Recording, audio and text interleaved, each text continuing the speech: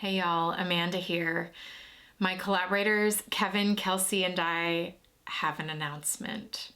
The Unseen Hands Collective is shifting shape. Now, we love the monthly shift offering that many of you have come to enjoy, the tarot readings, the astroscopes, the guidebooks. We love the insight that comes through every single month, but we've realized that we don't want to just share our insight with you. We want you to experience your own. We want to explore all of our intuitive natures in a more creative and experiential way. And in order to do that, we have to shift away from creating this product for you every month and focus more on creating the space that can hold the explorations that we really want. So let me show you what we mean. Many of us are waking up to the ways social media has come to shape the way we think and shape the way we create. Unknowingly, we at the collective formed a structure for our work that mimics the transient and disposable swipe culture created by social media. Each month, we pour ourselves into creating work that disappears into the content feed as we shift into the next month. This isn't enough for us. We're ready to think outside this box. If what we actually want is to explore and connect with you all, what if instead of just giving you content, we give us all a space? We're imagining an intimate, creative container, like a studio space, where we could gather with you to explore the ways we are shifting together, honoring our cycles the way we mark the change of seasons. This would give us a more open format to explore the season or the moment we're actually in, and to invite other artists into our explorations and see what experiences, discussions, rituals, art, readings, oracles, who knows what else can be created in these seasonal studios. And these creations could then collect and grow into a library of sorts, which would be available to folks joining us maybe in a membership space. This is a structure we feel we can play inside of, a space we can intuitively explore and actually connect. I have a lot of fire in my chart and in my being. I have a lot of creative fire, and I need a bigger place. I need a space that is actually going to hold me. And the way that Unseen Hands Collective is expanding will be able to do that. And I think not just for me, but for everyone involved, for you all, for Kevin and Amanda, for the other artists we work with eventually. I think that this expansion has to happen. All of this is needed in order for us to realize that we are our own guides, that we know who and what we need in our lives, and that we can move forward building things that actually support those needs and desires. That our joy and our pleasure and our play and our creativity is actually what heals us. And moving forward, I want to create spaces where that is what is centered, not products that are made continuously in the same way every month. I want to be wilder than that. I want to be bigger than that, because I am, because we all are. And so this expansion gives me room to do that. It gives you room to do that. And that's what I want, is for all of us to have space, to have play, to get into it, to explore it with our bodies, to explore it with our minds and our souls and our hearts, to really face what's happening in our world, but also have spaces that are sacred, to take care of ourselves, to understand ourselves, to change ourselves, and to create a community around that. The space is a space of community, and that's what I feel so excited about. Just being able to have space.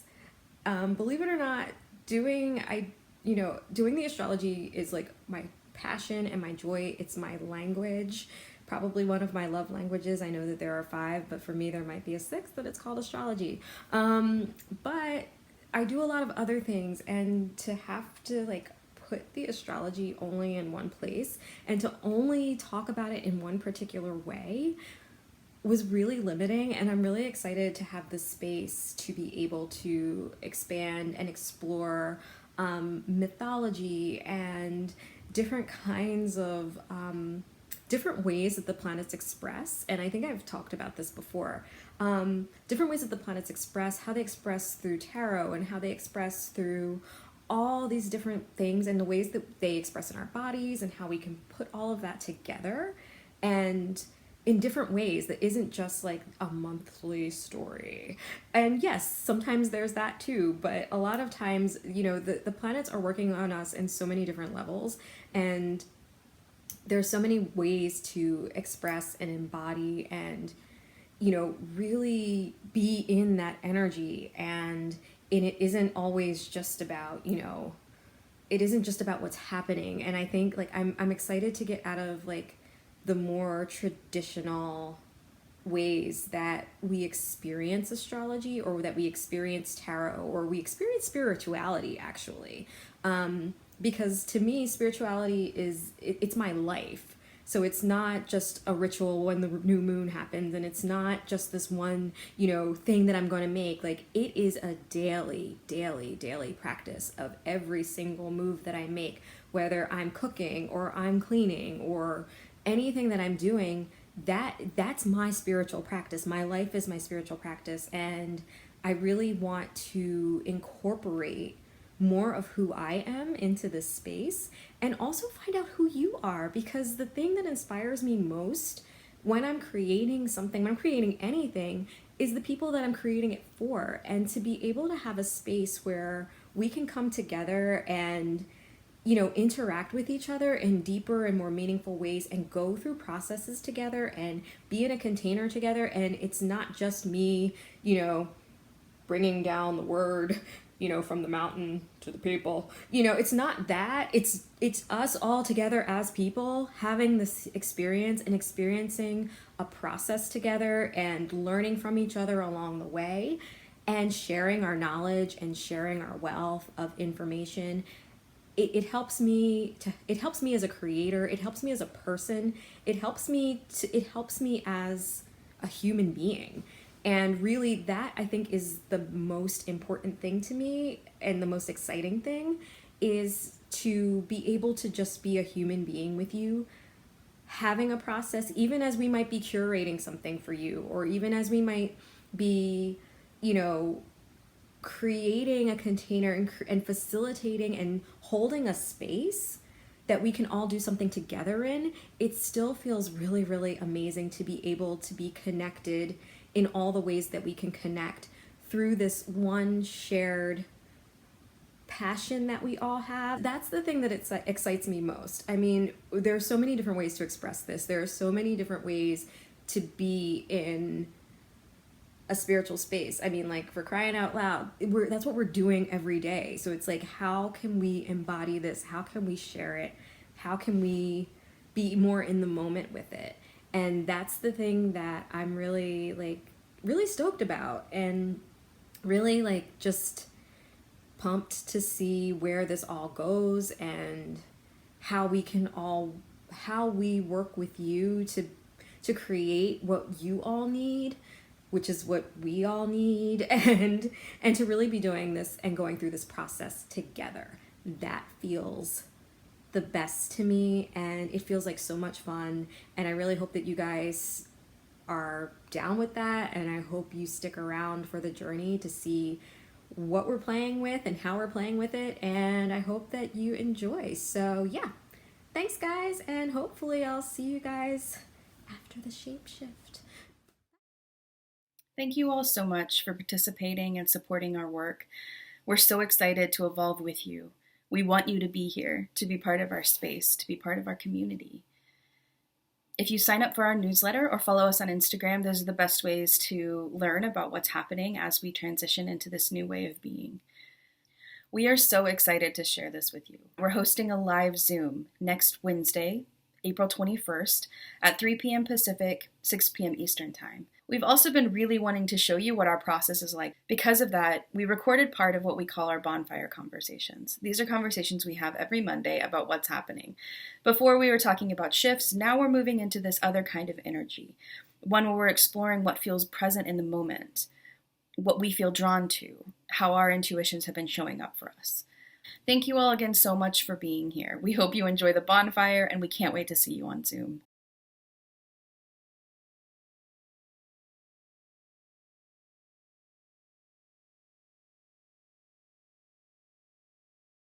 Or fully really feel that longing. Like I was really keyed into this, that part. What was part of that moment for Persephone for me was a sense of like the word satisfy, longing, wanting, like these things kept coming up and replaying. And I kept thinking of like, well, maybe Persephone's afraid to be a pleasure seeker. She's afraid to be a hedonist.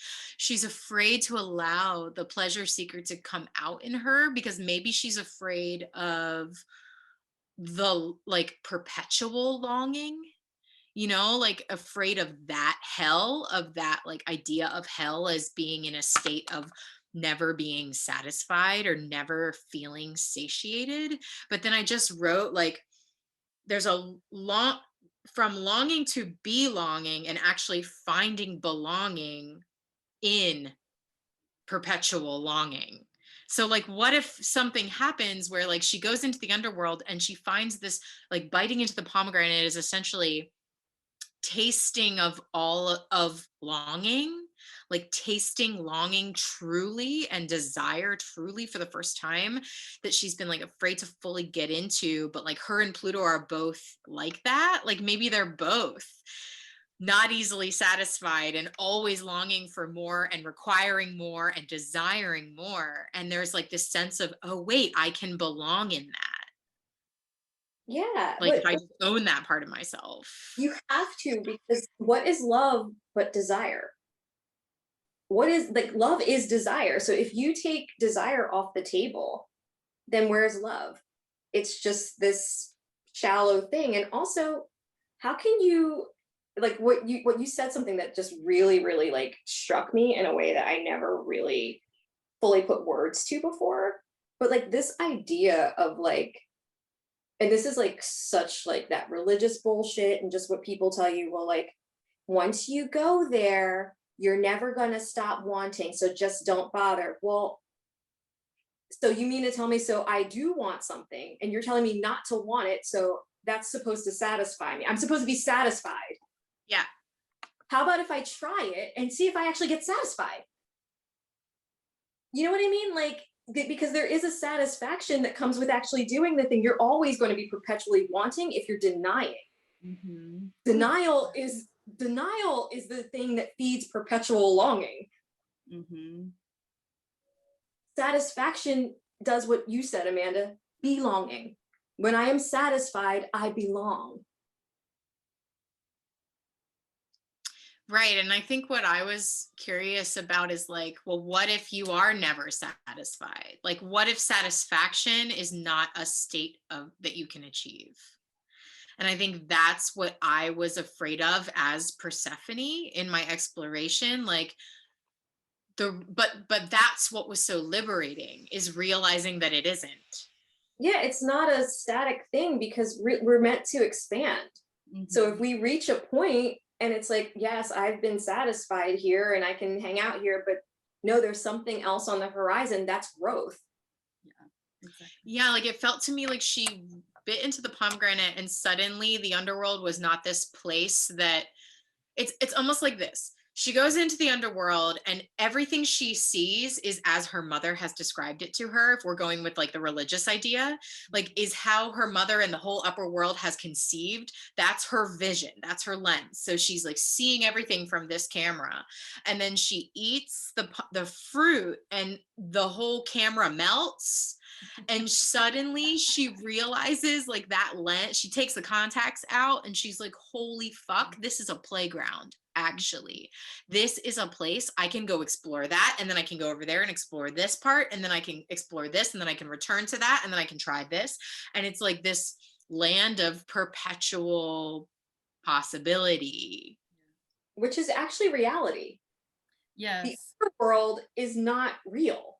It's a projection of what goes on in the underworld. Yeah, exactly. And what you just described was like an Eve reverse moment, right? Where like she bites into this fruit and everything's revealed as it actually is. Mm-hmm. Which, I mean, I guess is also what happens to Eve, but it's different. Yeah, it's like a reverse experience. Yeah.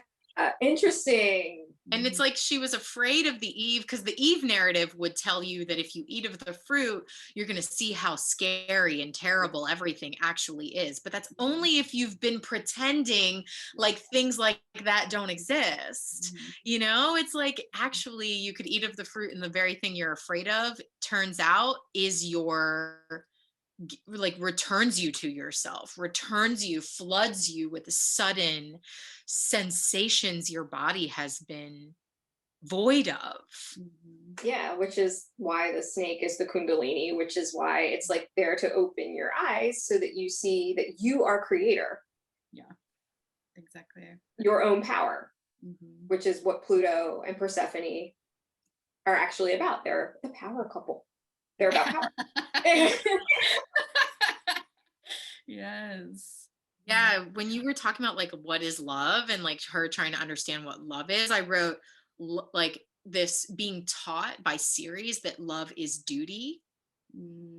Or like and then yeah, and then like going into the underworld and Pluto teaching her that love is desire. And then like her integrating the two of them by realizing that you could find your love in devotion to desire. So like channeling that Saturnian idea of duty into devotion, and like devoting, like directing that energy as devotion into desire that she was able to tap into in the underworld. Yes, I love that. I also love, it feels like when we were talking about satisfaction a while ago, there was something around satisfaction isn't necessarily about like a state that you exist within, but it is an act of being, which then it becomes the devotion. Like finding satisfaction is about enacting that devotion to your desires. It's not about like, oh, suddenly I won't have desire anymore. That would actually be really boring and not fun. Like if you suddenly were void of, that's depression. You're suddenly void of desire. You know? Oh my God, that reminds me of like Anne of Green Gables. I remember there was a line in that, there's a like a quote in that book about talking about when you stop wanting things, what do you have to look for? What do you have to look forward to? And I remember reading that as like a 12-year-old and being like, that is brilliant. It's fucking, because it's so true. Exactly. And so then when you build like essentially Persephone's life is around devotion and around devotion to her own desires, then she is constantly enacting that. Like she's constantly enacting being satisfied because she gets to create a life that's based in that. Yeah. And this is also bringing me to 9 of Cups, 10 of Cups, because 9 of Cups is Jupiter in Pisces, which is that expansion of your soul, that devotion to your desire, devotion to what's in your soul, devotion to that, because Jupiter can also be about devotion and that faith that you feel when you talk about religion and shit, but like that Sagittarius shit. But then when you jump to the 10 of Cups, which is Mars in Pisces, that's acting on all of that. Because like we look at Ceres in like this particular way, and everybody's like, well, Ceres is nurturing, and yes, Ceres is nurturing, but like I said, Ceres has a very Saturnian bent. When you look at this myth and this story, you're like, oh, Ceres, you were kind of dead ass wrong. Because like even when I went upstairs to go to the bathroom, every time like I'm near any kind of body of water, sink, toilet, whatever, stuff just comes. So anyway, um, but it was almost so. Remember, I was saying that Pluto told me like he was taking back what was his. It's almost like Ceres, because remember, Ceres is like the goddess of grain and the harvest and things growing. It's almost like Ceres forgot how she had that kid. Mm-hmm. How did Persephone get here, Ceres? Mm-hmm. Mm-hmm. How'd that happen? Yeah. Because really, it's like only when we became dual thinkers did all of this split off into all these stories that we now have. So it's almost like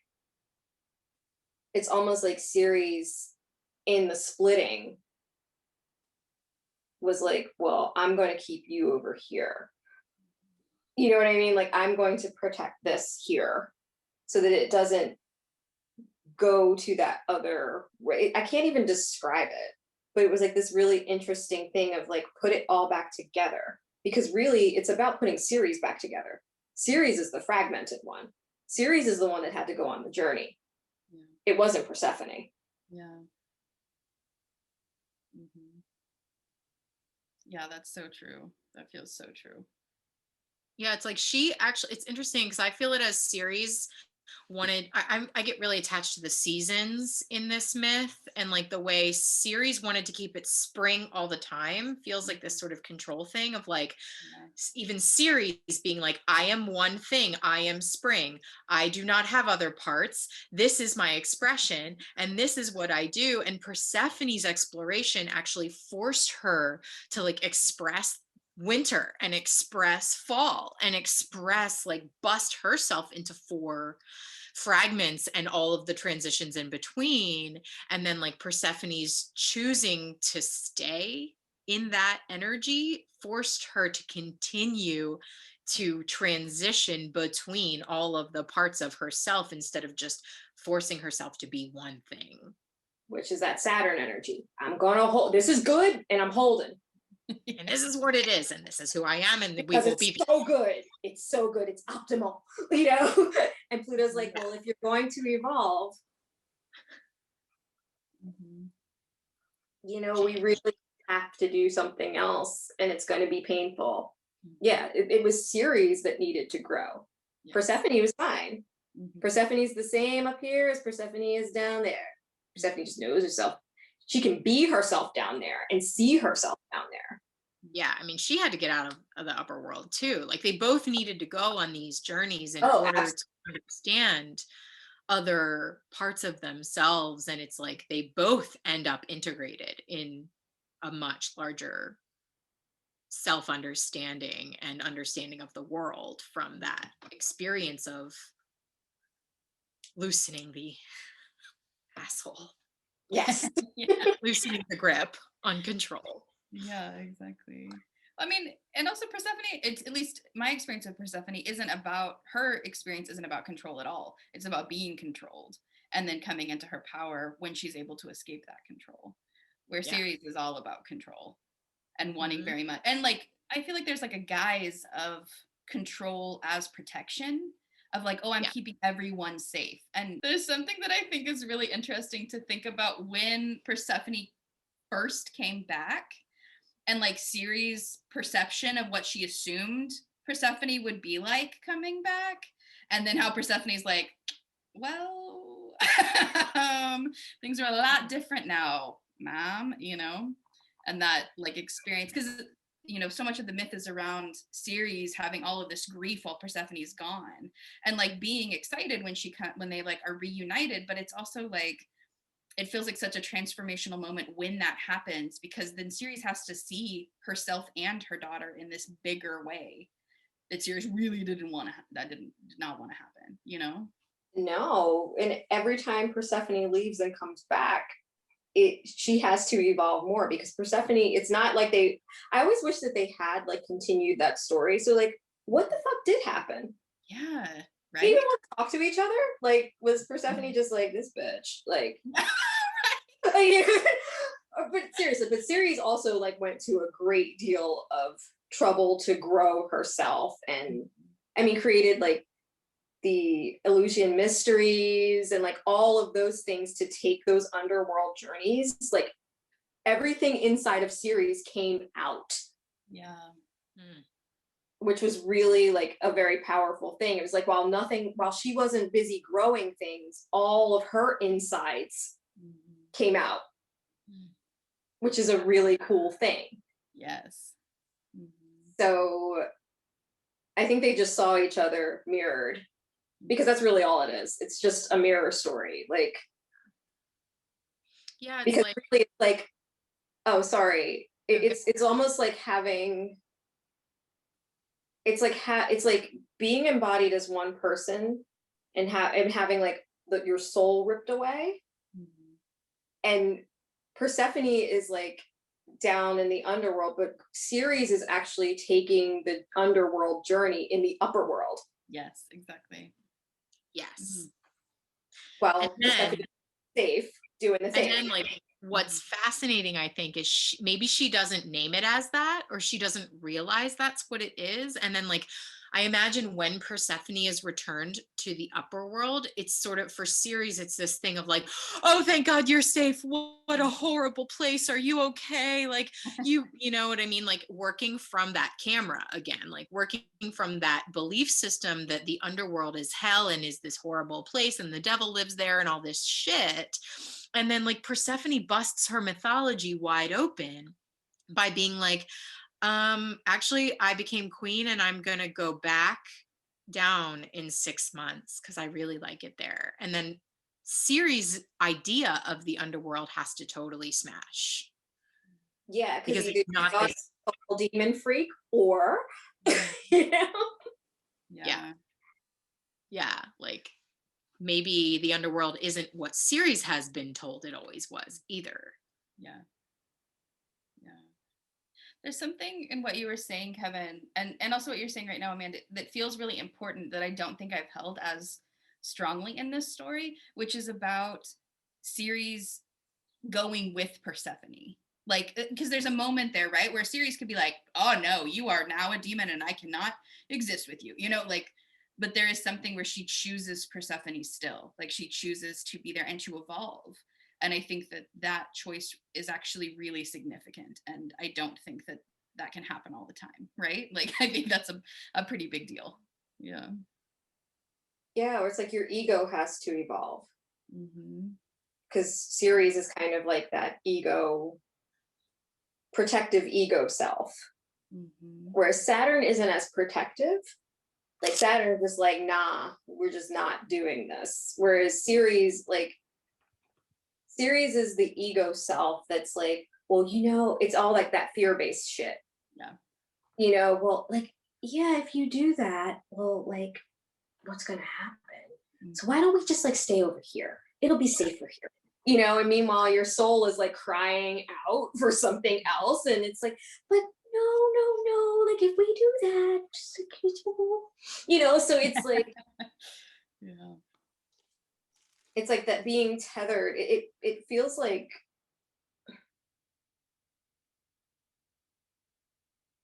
it's like, oh god, I wish I could describe how they're showing me like this relationship between Persephone and Ceres, because it's like Persephone is guiding Ceres along the path to get back to her. Like Persephone is in control of this whole thing.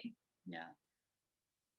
Like Ceres doesn't know that, but Persephone is actually guiding her back to her through these series of like through a series of like bringing the underworld into the upper world, because that's really what Persephone made Ceres do. Yes, exactly. Yeah, I wrote a while ago when you said that too. I wrote Ceres is in an upper world, like in the upper world doing the underworld, and Persephone is in the underworld doing the upper world, meaning like Persephone's experience is like, holy shit, this is what's real. Like this is where I need to be. And Ceres is then being led through all of this underworld experience of learning about herself and understanding grief and understanding trauma and understanding what it means to be like evolving. And Persephone is the one who's like Persephone is the soul self, who's the one in control of what's actually happening, both upper and lower. Yep. Mm-hmm. Exactly. That's incredible. I'm like getting this image of like these mirrored, again, like the upper world, underworld mirroring. They're having these mirrored experience where Persephone is like awakening to her light by being in the underworld, and Ceres is in the light awakening to her hidden space. And they are both doing that by being forced or choosing, however you want to say it, to experience what the unknowns that they were afraid to experience, or that they were prevented from experiencing. Being, like faced with that unknown is an awakening either direction, and it's sort of like, I'm imagining their trajectories like exactly parallel. That's exactly what I was imagining, but they're connected. It's like in this, at the heart, they're connected. Yeah. Right. And they're like energetically moving at the same pace. Like they're in the same pace of discovery because 4 seasons, like they're moving through that like same space time thing, but they're having like parallel and opposite experiences, but it's really the same. Like, because I'm feeling the seasonal thing as like part of Ceres expression. Like, I love this idea that that Ceres expresses as the season. Like, the seasons are basically her expressions. Like, she is the weather. It's like she creates the weather, which is sort of interesting. And so this might just be like an aside for us. There's something interesting that we are exploring seasonal containers as a group, and I don't think it's an accident that the Persephone myth is like bringing the seasons and the seasonal expression into the equation, almost as this loosening of a grip, or a releasing of control from like our current model, which is like, this is one thing, and yes, we are shifting month to month, but like honoring the changes in a larger cyclical way is like a loosening and a willingness to dive into the unknown. Like Ceres being thrust into the very experience she is afraid of and like has tried so hard to control, creates the seasons. Yeah. There's something so interesting in that. Yeah, that's her natural expression is change. Her natural expression is evolution. Yeah. So the seasons as like a set or a backdrop for what actually goes on in life. Like, I never looked, like, until you said that, I never thought about the seasons as it's like, that's our set. We have set changes you know what I mean? Like, that make us do certain things because we're hardwired to do certain things at certain times. Because the sun is at this particular angle and the flowers are out on the trees and like it's warm or it's cold or so it's like this really interesting thing that Ceres actually kind of sets the tone for all of our processes. Yeah, well, it's like the oh, okay. I don't think I've totally realized this, but it seems very obvious. Persephone going into the underworld is death. She died. Like, that's where you go when you die. I don't think I really totally named it as like Persephone from the vantage point of the upper world. Persephone died. I never really did it that way either, because I'm just like, no, like yeah, because we follow Persephone's story more closely than Ceres in some ways, and like, so to us, we see her continuing to live, but from where Ceres is, she died. If she went into the underworld, that means her upper world, yeah, she died. Her body passed. And away. yeah, so like, okay, this is putting Ceres' grief into a more literal context. And so if death, it's like Pluto as death, right? Death itself is this is like the catalyst for the seasons. Mhm. Yeah, because each phase has to die. So if you don't let the phase die, then you're stuck in one. If you don't allow death, then you're stuck in one phase. Yeah. Mhm. Yeah, because and like Pluto, people talk about Pluto as transformation. Scorpio energy rules transformation, and death is like an allegory, like a parallel expression of transformation or the agent of transformation. I don't know. There's something that I'm trying to get to that I don't know what it is about. Like Pluto is this idea of death and transformation is the catalyst that like busts everything into different expressions that allow for that change, cyclical change. Sorry, I think I got what I'm trying to get at, which is it's actually parallel to this Eve experience, which is an entering into mortality. Like that's what happened when Eve ate the fruit. Mhm. She became mortal. Mhm. She became human, really. Before that, humans, like in the biblical mythology, humans just lived in the Garden of Eden into eternity and therefore were like immortal beings, and nothing ever changed, and not everything stayed the same. Mhm. When Eve chose mortality, she may not have known that that's what she was choosing, but she, in desiring and honoring her desire, she chose to become fully human. And part of becoming fully human is to be an ephemeral thing, something that has a shelf life. That's brilliant. Yeah, it is. And so really the exploration of the seasons is an exploration of our humanness and what it means to, I'm going to cry, what it means to be a passing thing on this earth. And so like every time a season changes, we have to reckon with our mortality. Mhm. And like, of course, then you're right, this relates to the larger macro. All of those smaller changes relates to the larger macro experience of ourselves in time. Yeah, and how we don't really recognize or acknowledge the changes. We don't. Or It we're afraid of them, or they feel scary to us, or they feel always like they hurt so much. Yeah. Yeah, wow. Yeah. Not And all the always, sometimes they're beautiful, but Yeah, it is. It is beautiful. And all the structures of that we've created as humans is to avoid that. Like, Yeah, I mean, in terms of society and how society has developed, so much of at least like US society is about distancing from what's actually happening in the natural world.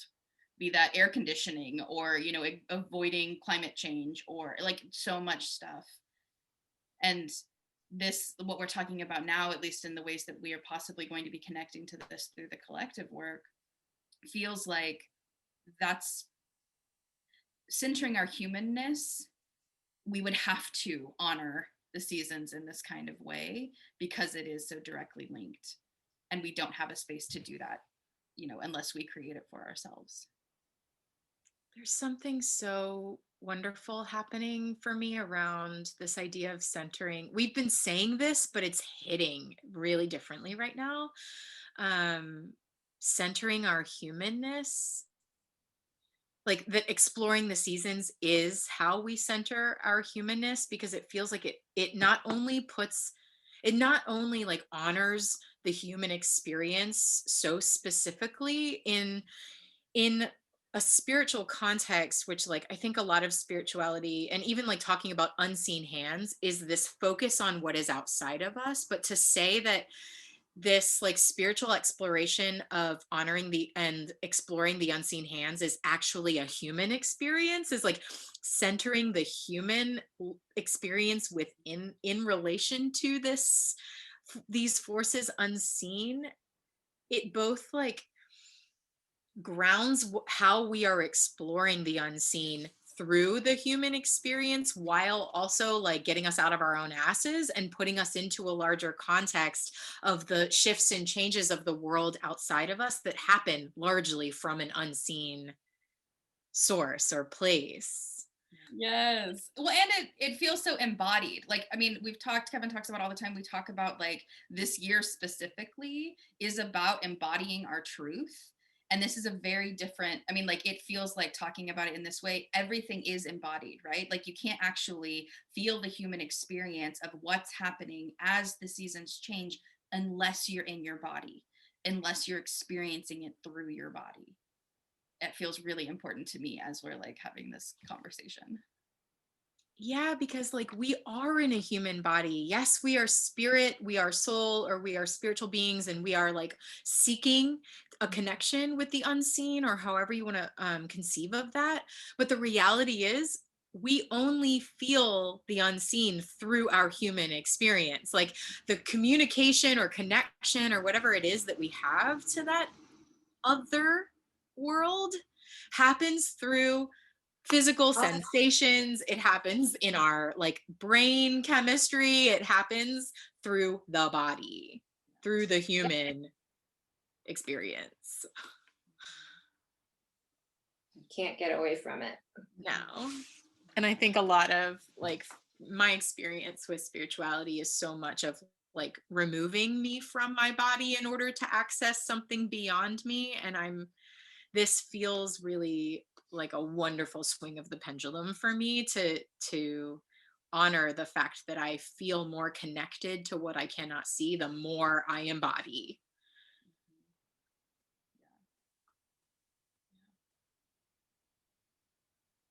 Which I feel like is why, for me at least, I feel so drawn to this idea of us making experiences for people, is because we have been so like heady about stuff that we're not like, yes, we're allowing them to possibly take that like headiness and move it into their bodies in whatever way they choose to.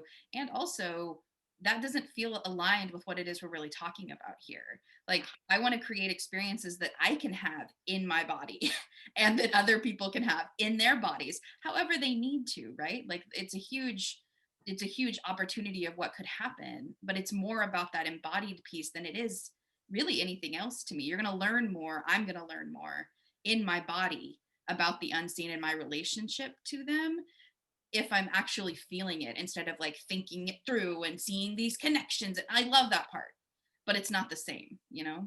No, well, also it takes the unseen is in you. Exactly. Like it's in each one of us. Mhm. So we're actually like severing ourselves Yeah. if we're constantly like trying to have an out of body experience to go meet it when it's here the whole time.